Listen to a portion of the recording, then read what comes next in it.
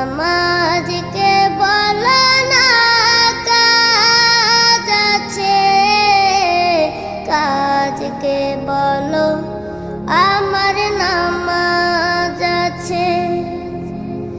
নামাজ বিহীন পরপারে কি জবাব দিবে তুমি প্রভুর কাছে?